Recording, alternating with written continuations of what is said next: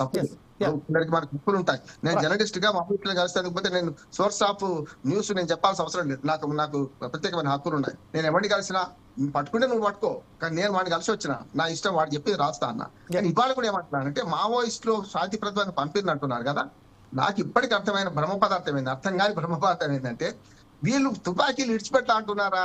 ఇడిచిపెట్టడానికి ఇంకేంది ఉద్యమమే లేదు. ఇంక సంబంధించి అప్పటికే మంది అందరూ నొగ్గిపోమంటే బ్రహ్మాండంగా అందరికి ఆయుధాలు అప్పచెప్పాలి. ఇవాళ ఎక్కడి నుంచి వస్తున్నాయి? ఇప్పుడు కేంద్ర రాష్ట్ర ప్రభుత్వాలు గమనించాల్సింది ఏంటంటే వాళ్ళ దగ్గర ఉన్న ఆధునిక ఆయుధాలు ఎక్కడి నుంచి వస్తున్నాయి? ఎవరైనా ఇబ్బంది వస్తుంది అంటారా? అందుకని ఇవాళ ఆర్థిక అసమానతలు పెరిగి దుర్మార్గంగా సంపద అంతా ఒక్కదిక్కు పోతుంటే మనందరం మధ్యతరగతి కూర్చొని మాట్లాడుకుంటున్నాం. సంపద కేంద్రీకృతం అవుతుంది. అసలైన ప్రమాదం అది. రేపు పొద్దున కార్పొరేట్ శక్తులు ప్రపంచాన్ని శాసిస్తాయి, మనలాంటి బతుకులు బుగ్గి చేస్తాయి. అందుకని నక్సలైట్ల పట్ల సానుభూతి వినడానికి కారణం అదే. ప్రజల్లో ఇప్పటికీ నక్సలైట్ల మీద సానుభూతి ఉన్నది. ఎందుకుందంటే నష్టపోయిన వాడికి వ్యతిరేకించవచ్చు, కానీ వాళ్ళు చేస్తున్న పని వాళ్ళ కోసం కాదు. వాళ్ళ త్యాగం వృధా పోతుంది. వాళ్ళకి ఎవ్వరికి ఆస్తులు లేవు, పిల్లలు లేరు, అన్ని విడిచిపెట్టి తల్లులను బిడ్డలు విడిచిపెట్టి అడవిలో బతుకుతున్నారు. వాళ్ళ స్వార్థం వృధా పోకుండా ఉన్నారంటే వాళ్ళ సిద్ధాంతాన్ని సరిగ్గా అర్థం చేసుకోవాలి. దాని ప్రభుత్వం ఏం చేయాలి? తుపాకీలు కొట్టడం ద్వారా వాడన్నట్టు మనం కూడా తుపాకీ కొట్టడం ద్వారా నిర్మూలన చేస్తే ఇవాళ 500 మంది కాదు 1000 మంది మావోయిస్టులు చెప్పినా ఇంకొక 1000 మంది ముడతారు సార్. మళ్ళీ 1000 మంది ముడతారు. కానీ అది కాకుండా ఉండాలంటే శాంతి చర్చలలో ప్రధానమైన ప్రాతిపదిక వాళ్ళు ఆయుధాలు విడిచిపెడతారు, ఈ మొత్తం మావోయిస్టు ఉద్యమాన్ని మూసేస్తారు. ఓకే రామ్మోహన్ గారు, ఒక్కసారి మన చిక్కుడు ప్రభాకర్ గారు ఏదో ఫింగర్ రేస్ చేశారు. అలాగే మన చంద్రకుమార్ గారు కూడా ఏదో మాట్లాడబోతున్నారు. దానికన్నా ముందు మా రిపోర్టర్ సుధాకర్ కర్రగుట్ట దగ్గరనే ఫీల్డ్లో ఉన్నారు కాబట్టి అక్కడ ఏదైతే వాతావరణం ఉందో ఆ వాతావరణానికి సంబంధించి అసలు వాస్తవానికి కర్రగుట్టలో ఏం జరుగుతున్నది అనే విషయంపై విశ్లేషించడానికి అక్కడి నుంచి వెళ్ళే లైవ్ ద్వారా మనకు అందించడానికి సిద్ధంగా ఉన్నారు. ఒకసారి సుధాకర్ దగ్గరికి వెళ్ళిన తర్వాత I will come back to you Chandrakumar గారు. Yeah, please, I am very sorry that I am interrupting you. Yeah, at the meantime, PCR, go to the Mr. Sudhakar. Yeah, he is on phone line because there is no visibility up there, so he is going to be connect with us in a phone line. Okay, Sudhakar, go ahead. Sudhakar, ప్రస్తుతం అక్కడ కర్రగుట్టలో పరిస్థితులు ఏమున్నాయి? అసలు వాస్తవానికి ఏదైతే మనం అనుకుంటున్నామో అది వాస్తవానికి అక్కడ జరుగుతుందా లేక ఊహాగానాలు మాత్రమేనా? జమీల్జీ, ఒకటే చూసుకోవచ్చు, తెలంగాణ ఛత్తీస్గఢ్ 2 రాష్ట్రాల మధ్యలో ఉన్న ప్రాంతం వచ్చేసి కర్రగుట్ట. ఇది వచ్చేసి ములుగు జిల్లా సరిహద్దు ప్రాంతము.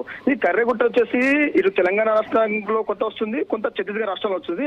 అయితే ఈ రోజు ఉదయం 6 గంటల నుంచి చూసుకుంటే మాత్రం ఈ కర్రగుట్ట ప్రాంతంలో మావోయిస్టులు ఉన్నారన్న సమాచారంతో ఇటు సిఆర్పిఎఫ్ ఛత్తీస్గఢ్ రాష్ట్రానికి సంబంధించిన పోలీసులు, ఇటు తెలంగాణ రాష్ట్రానికి సంబంధించిన పోలీసులు సుమారు 2000 మంది వచ్చేసి కర్రగుట్ట ప్రాంతాన్ని మొత్తం చుట్టుముట్టారంటే సమాచారం వచ్చింది. అయితే పోలీసులు అక్కడ మావోయిస్టులు ఉన్నారన్న సమాచారం అక్కడికి ఎందుకంటే ఒకటి అనుకోవచ్చు, గత 10 రోజుల క్రితం వచ్చేసి మావోయిస్టు ఒక లేఖ విడుదల చేయడం జరిగింది. ఏంటంటే కర్రగుట్టల మీద మీ ప్రెషర్ బాంబులు ఏర్పాటు చేశాము. కంప్లీట్లీ రాంగ్ సుధాకర్ గారు. ఏదైతే ఉన్నదో అక్కడ మావోయిస్ట్ పార్టీ చాలా క్లియర్ గా ఒక లేఖ ద్వారా పత్రికా విలేకరులకు అందరికి చెప్పింది, మేము ఎలాంటి ప్రకటనలు చేయలేదు ఈ విషయంపై అని పత్రికలకు పంపించిన లేఖలో స్పష్టంగా రాసింది. అదే చెప్తున్నాం. అయితే అక్కడ ఒక లేఖ రావడం జరిగింది. అది ఏంటంటే కర్రగుట్ట మీద మావోయిస్టు పార్టీకి సంబంధించిన వాళ్ళు ప్రెషర్ బాంబులు ఏర్పాటు చేయడం జరిగింది. ఇక్కడికి వచ్చేసి గిరిజనులు కానీ గిరిజనులు కానీ ఎవరైనా అటవీ సంపద కోసం కానీ ఎవరైనా రాకుండా ఉండాలని చెప్పి ఒక లేఖ పెట్టి రావడం జరిగింది. ఈ లేఖ రిలీజ్ అయిన తర్వాత 24 గంటల్లోనే జిల్లా ఎస్పీ శబరీష్ గారు కూడా ఒక మాట చెప్పడం జరిగింది. అంటే గతంలో కొన్ని ప్రెషర్ బాంబులు పేరడం వల్ల కొంతమంది మరణించడం జరిగింది, 2. దాన్ని బేస్ చేసుకుని ఎస్పీ చెప్పడం జరిగింది. కానీ 48 గంటల కాల వ్యవధిలోనే ఇదే మావోయిస్టు పార్టీకి సంబంధించిన శాంత పేరు ఒక లేఖ మరో లేఖ వచ్చింది. ఈ లేఖ మేము విడుదల చేయలేదు, ఎవరో పార్టీని మావోయిస్టు పార్టీని తప్పుదోవ పట్టించడానికి అలాగే గిరిజనులను తప్పుదోవ పట్టించడానికి ఈ లేఖ విడుదల మాత్రము మావోయిస్టులు మరో లేఖ విధించారు. అసలు ఏం జరుగుతుంది కర్రగుట్ట మీద? మావోయిస్టు పార్టీ ఏమో లేఖ విధించారని చెప్పి ఒక లేఖ ముందు రావడము, దాని తర్వాత మావోయిస్టు పార్టీ లేఖ విడుదలని చెప్పి ఆ పార్టీకి సంబంధించిన జోనల్కి సంబంధించిన వ్యక్తి మరో లేఖ పెట్టడం జరిగింది. అంటే ఇక్కడ చూసుకుంటే మాత్రము మావోయిస్టు పార్టీని అణిచివేయడం కోసమా లేకపోతే మావోయిస్టు పార్టీ మీద వేరే వారు ఎవరైనా ఈ లేఖ విడుదల చేసి ప్రజలను ఇటు ప్రజాప్రతినిధులను ఇటు మావోయిస్టు తప్పుదోవ పట్టించే ప్రయత్నంలో భాగమే ఈ 2 లేఖలు ఉన్నాయనుకోవచ్చు. నిజంగానే మావోయిస్టులు ఒక లేఖ మొదలొచ్చిన లేఖ మావోయిస్టులు విడుదల చేసిన లేఖ అయితే పోలీసులు ఈ రోజు ధైర్యం చేసిన కూడా పోకపోవు. ఎందుకంటే మావోయిస్టులు ఆ లేఖ విడుదల నిజంగానే ప్రెజర్ బాంబులు ఉంటే 2000 మంది పోలీసు బలగాలు దాంట్లో అడుగు పెట్టాలంటే ఏదో ఒక ప్రెజర్ బాంబు పేలైనా పోలీసుల ప్రాణాలు పోతాయి. సో 2 విధాలు చూసుకోవచ్చు. ఇటు పోలీసులు ధైర్యం చేశారంటే ఆ లేఖ ఫేక్ అనే కావాలి, లేకపోతే ఇదే కర్రగుట్ట మీద ఎవరైనా ఇన్ఫార్మర్ పోలీసులకు సమాచారం ఇస్తే ఎక్కడెక్కడ ఈ బాంబులు ఉన్నాయో ఆ బాంబులు వెలికి తీసుకుంటూ అది పక్కన పెట్టుకుని లోపలికి వెళ్ళాలంటే కొంత టైం పడుతుంది. ఈ టైంలో అక్కడ నిజంగా అక్కడ మావోయిస్టులు ఉంటే మావోయిస్టులు తిరుగు దాడి చేస్తారు. అంటే ఇక్కడ చూసుకుంటే మాత్రం నిజంగా మావోయిస్టులను కానీ ఇటు ప్రజాపతులను కానీ మిగతా గిరిజనులను అక్కడ ఉన్న ఆదివాసులను తప్పదో పట్టించే భాగంలోని 2 లేఖలు వస్తున్నాయి అనుకోవచ్చు. కానీ ఈ రోజు వచ్చిన సమాచారం మేరకు మాత్రం సుమారు 2000 మంది సిఆర్పి పోలీసులు మాత్రము ఆ కర్రగుట్ట చుట్టూ మొత్తము అంటే ఆ గుట్టలు మొత్తాన్ని ఆ కర్రగుట్ట ఉన్న ప్రాంతం మొత్తాన్ని వాళ్ళ ఆధీనంలో తీసుకోవడం జరిగింది. అంటే ముఖ్యంగా అనుకుంటే ఆదివాసులకు సంబంధించిన వాళ్ళు చాలా మంది గత 4-5 రోజులుగా అడవిలోకి వెళ్తున్నారు. వాళ్ళకి కావాల్సిన అటవీ సంపదను కానీ వాళ్ళకు కలపను తీసుకొని వస్తూనే ఉన్నారు. కానీ ఈ రోజు పోలీసులు అక్కడ వెళ్ళిన తర్వాత 2000 మంది సిఆర్పి బలగాళ్ళు ఆ అడవి చుట్టూ ఉంటారంటే అక్కడ హిడ్మా మెయిన్ టార్గెట్ ఒకటే ఆపరేషన్ కగార్ అని చెప్పి కేంద్ర ప్రభుత్వం చెప్తుంది. కానీ అక్కడ హిడ్మా ఆ ప్రాంతంలో ఉన్నాడని చెప్పి ప్లాన్ తోటి ఈ రోజు పోలీసులు అని చెప్పి సమాచారం ఉంది.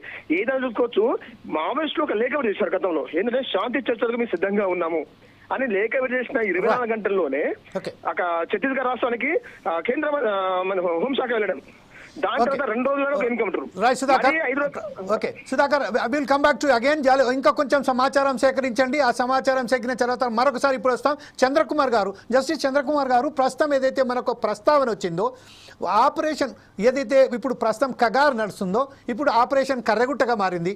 ఒక హిడ్మా అని ఒక మావోయిస్ట్ పార్టీకి సంబంధించిన అతన్ని టార్గెట్ చేసిపోతానని అదైతే వాస్తవం కాదండి. ఎందుకంటే హిడ్మా ఈజ్ నాట్ ఎ పార్టీకి సంబంధించిన వ్యక్తి అతను మాత్రమే. దానికి సంబంధించిన ఆయన మీద ఇంత పెద్ద అస్త్రాలు ఉపయోగించడం మాత్రం అది ఎట్లాది కాదు. కాకపోతే ఏంటంటే మావోయిస్ట్ పార్టీకి సంబంధించిన బలగాలు ఎవరైతే ఉన్నారో వాళ్ళకి సంబంధించిన క్యాడర్ ఉన్నదో అక్కడ కర్రగుట్ట వైపు ఎందుకు వచ్చారు, అదొక ప్రధానమైన